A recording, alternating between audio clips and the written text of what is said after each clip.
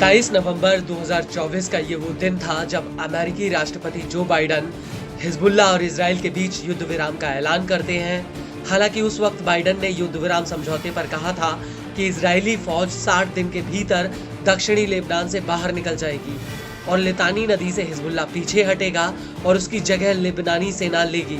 लेकिन अभी तक इस युद्ध विराम को 10 दिन तक नहीं हुए थे और दोनों के बीच एक बार फिर से युद्ध छिड़ने के हालात बन गए हैं, क्योंकि इजराइल बार बार लेबनान के भीतर हवाई हमले कर रहा है।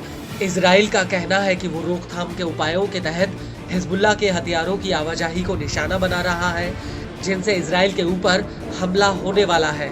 लेकिन इस सब के बीच हिजबुल्लाह सब्र का घूंट पीकर इजरायली हमलों के आगे चुपचाप था। मगर अब ऐसा लग रहा है कि इजराइल और हिजबुल्लाह के बीच ये युद्ध विराम टूट सकता है। दरअसल लेबनानी न्यूज एजेंसी अल मायादीन का कहना है कि हिजबुल्लाह ने इजरायली सेना की एयर स्ट्राइक का जवाब देते हुए फार चौबा हिल्स में इजराइल के कब्जे वाले रुवैसत अल आलम साइट पर हमला किया है। हिजबुल्लाह का कहना है कि उसने यह हमला इजराइल द्वारा कई तरह से युद्ध विराम समझौते का उल्लंघन करने के जवाब में किया है।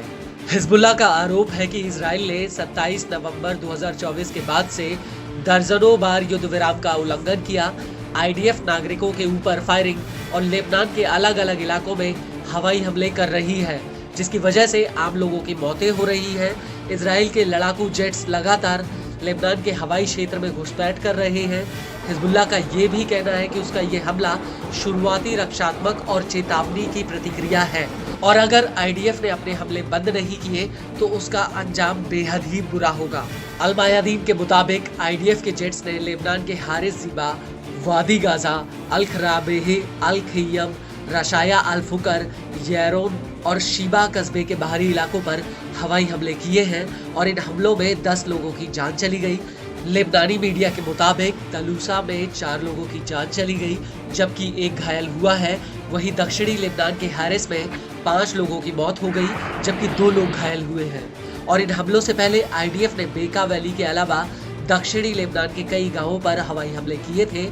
अल मायादीन का ये भी कहना है कि आईडीएफ ने होश अल सैयद अली में लेबनानी सेना की चौकी के पास एक बुलडोजर पर हमला किया था, जिसमें लेबनानी सेना के कई जवान घायल हुए हैं। आपको बता दें कि इन हमलों को लेकर टाइम्स ऑफ इजराइल का कहना है कि हिजबुल्लाह ने माउंट डोव इलाके में 2 मोर्टार दागे थे, जिसके बाद आईडीएफ ने हिजबुल्लाह के कई ऑपरेटिव और दर्जन भर से ज्यादा रॉकेट लॉन्च पैडों पर एयर स्ट्राइक की है। वहीं 2 दिसंबर 2024 को हिजबुल्लाह ने इजराइल पर सीज फायर तोड़ने का आरोप लगाते हुए जवाबी हमले में मोर्टार दागने की बात कही थी। लेकिन आईडीएफ का कहना है कि हिजबुल्लाह के ये मोर्टार खुले मैदान में जाकर गिरे थे, जिनमें कोई हताहत नहीं हुआ। इस सब के बीच आपको ये भी बता दें कि इजराइल और हिजबुल्लाह एक दूसरे पर युद्ध विराम समझौता तोड़ने का आरोप लगा रहे हैं, जबकि अमेरिका और फ्रांस बार बार नेतन्याहू को इस बात की चेतावनी दे रहे हैं कि वो युद्ध विराम का उल्लंघन कर रहा है। हालांकि इजराइल ने इन सभी आरोपों से इनकार किया है।